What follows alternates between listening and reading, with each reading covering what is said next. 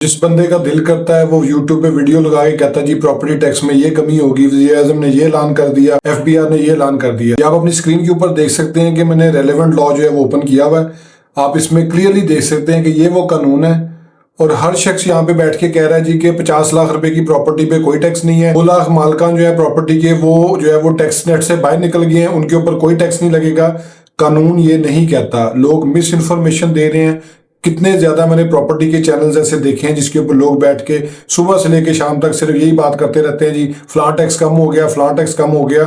बात सिर्फ इतनी सी है कि जब आप किसी की वीडियो लेके जाएंगे किसी टैक्स अथॉरिटी के पास कि जी आपने ये देखें ये बंदा कह रहा है जी टैक्स कम हो गया, तो अगर कोई टैक्स कम करता है तो फिर तो समझ में भी आती है। हमें भी खुशी होगी जब प्रॉपर्टी टैक्स कम होगा, लेकिन बात ये है कि आप लोगों को मिसगाइड करना छोड़ दें। अब स्क्रीन के ऊपर कानून देख लें अपने, ठीक है। एक शेड्यूल जो है वो गवर्नमेंट ऑफ पंजाब ने जारी किया था, उसमें ये क्लियरली लिखा हुआ है कि जो 50 लाख रुपए तक की रेजिडेंशियल प्रॉपर्टी जो है, यानी कि सिर्फ और सिर्फ जो रिहायशी बिल्डिंग है जिसमें रिहाइश पजीर है लोग, उसको एग्जम्पशन है। अब उसी 50 लाख की वालियत की जो कमर्शियल प्रॉपर्टीज हैं जितनी भी, उसके ऊपर 0.07% जो है वो टैक्स एप्लीकेबल होगा और ये प्रॉपर्टी टैक्स है। इस टैक्स का FBR से कोई ताल्लुक नहीं है, इस प्रॉपर्टी टैक्स का वज़ीर आज़म से कोई ताल्लुक नहीं है। इस प्रॉपर्टी टैक्स का सिर्फ और सिर्फ सूबा पंजाब की गवर्नमेंट से ताल्लुक है, जो कि सूबा पंजाब की जो कैबिनेट है उसने मंजूरी दी है। कोई इसमें 2 लाख मालकान जो है वो बाहर नहीं निकल गए, कुछ भी नहीं हुआ, क्योंकि लोगों ने 2-2 लाख की रजिस्ट्रियां भी करवाई हुई हैं, वो इससे माइनस नहीं है।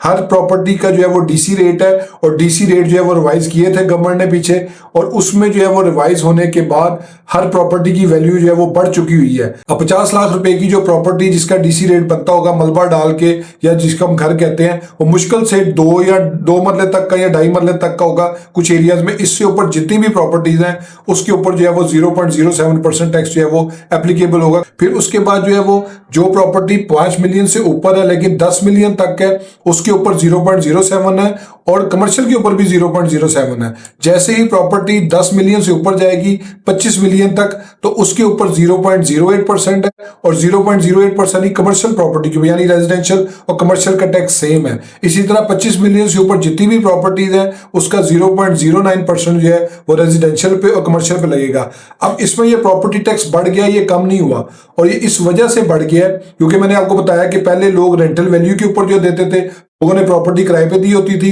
वो कहते थे नहीं जी हम भी रह रहे हैं, ऊपर बड़ा भाई रह रहा है, छोटा भाई रह रहा है, वालिद रह रहे हैं, वालदा रह रही हैं, हमने हमारी अपने जो है ना वो जाती इस्तेमाल में ये प्रॉपर्टी। कई लोगों ने जो ऊपर ऐश की होती थी, नीचे 4 दुकानें बनाई होती थी। तो गवर्नमेंट ने उस चीज को चेंज करते हुए इस टैक्स को इफेक्टिवली जो है वो इंप्लीमेंट करने की वजह के लिए, यानी कि ताकि ज्यादा से ज्यादा रेवेन्यू इकट्ठा हो सके, पिछले साल इसमें चेंजिंग कर दी थी। 1 जनवरी 2025 से जो है ये इंप्लीमेंट हो चुका हुआ है। इसमें सिर्फ एक कंडीशन है कि अगर किसी की वैल्यूएशन DC रेट चूंकि अगर किसी जगह का कम है या ज्यादा है या किसी जगह पे नहीं है, तो इसमें सेक्शन 6 जो है वो भी मैं आपको बता देता हूं। ये आप देख सकते हैं कि लोग अपनी सेल्फ असेसमेंट के तहत चल सकते हैं कि अगर कोई शख्स जो है वो उसको प्रॉपर्टी का जो वैल्यू है उसके ऊपर इतराज है, तो वो जो है वो अपनी ऑनलाइन एक जो है वो कंप्लेंट सबमिट करेगा कि जी आपने जो है वो ये ज्यादा जो है वो इसमें वैल्यू डाल दी, इतनी नहीं बनती, या कम है, या फलां जगह की ज्यादा है मुझे कम है, और उसके ऊपर भी जो है वो उसका एक प्रॉपर तरीके से ऑडिट होगा, और ऑडिट के बाद फैसला किया जाएगा कि आया इस जगह का जो है वो टैक्स कम करना है या नहीं करना।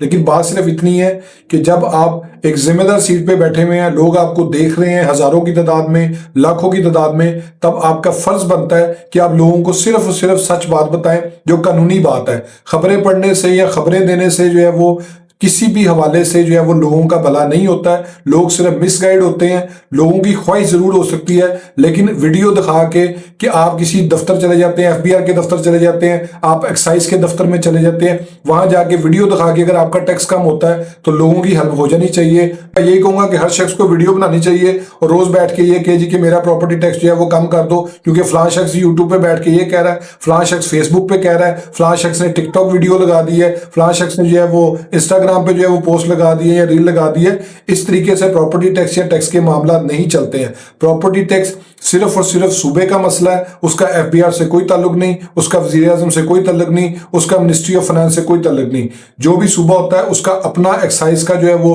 डिपार्टमेंट होता है जो कि प्रॉपर्टी टैक्स को डील करता है, और उसी ने जो है वो रेवेन्यू कलेक्ट करके सूबे की गवर्नमेंट को देना होता है, वफाक को नहीं देना होता। होप्स आपको ये वीडियो पसंद आई होगी। मेरे फेसबुक पेज को लाइक करें, यूट्यूब चैनल को सब्सक्राइब करें, ताकि लीगल टॉपिक्स पे इस तरह एडवाइस मैं आपसे शेयर करता हूँ। Thank you for watching.